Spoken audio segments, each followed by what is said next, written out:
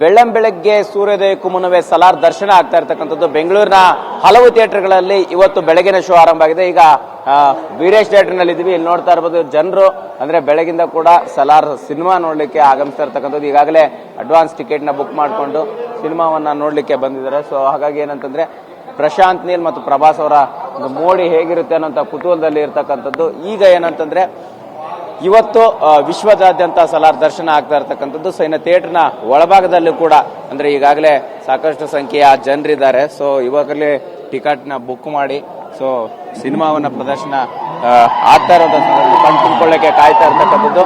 ಇಲ್ಲಿ ನೋಡ್ತಾ ಇರ್ಬೋದು ಅಂದ್ರೆ ಬಹುನಿರೀಕ್ಷಿತ ಸಿನಿಮಾ ವಿಶ್ವದಾದ್ಯಂತ ಇವತ್ತು ಸಲಾರ್ ದರ್ಶನ ಆಗ್ತಾ ಇರ್ತಕ್ಕಂಥದ್ದು. ಈಗಾಗಲೇ ಏನಂತಂದ್ರೆ ಫಸ್ಟ್ ಶೋ ನೋಡ್ಬೇಕು ಅನ್ನುವಂತಹ ಕಾತುರದಲ್ಲಿರ್ತಕ್ಕಂತಹ ಜನರಿದ್ದಾರೆ. ಅವ್ರನ್ನೇ ಮಾತಾಡಿಸುವಂತ ಪ್ರಯತ್ನನೂ ಕೂಡ ಮಾಡೋಣ. ಸರ್, ಹೇಗೆ ಬೆಳಗ್ಗೆನೆ ಸಿನಿಮಾ ನೋಡಕ್ ಬಂದಿದ್ದೀರಾ? ನಿರೀಕ್ಷೆ ಏನಿದೆ ಅಂತ? ನಿರೀಕ್ಷೆ ಏನು ಚೆನ್ನಾಗಿದೆ, ಬಂದಿದ್ದೀವಿ ನೋಡೋಣ ಅಂತ. ನಿಮ್ಮ ಉಬ್ಬಿದ ರಕ್ತನಾಳಗಳ ಸಮಸ್ಯೆಗೆ ಎವಿಸ್ ಆಸ್ಪತ್ರೆಯಲ್ಲಿ ಕೇವಲ 30 ನಿಮಿಷದ ಲೇಸರ್ ಚಿಕಿತ್ಸೆಯೊಂದಿಗೆ ಮುಕ್ತಿ ಹೊಂದಬಹುದು.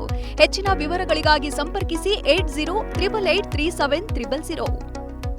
ಪರವಾಗಿಲ್ಲ, ಚೆನ್ನಾಗಿದೆ.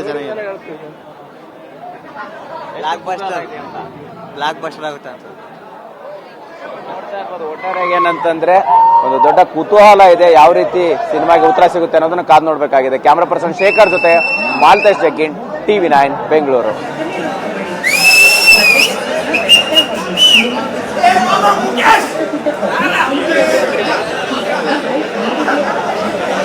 ಮಾತಾಡ್ತೀರಾ?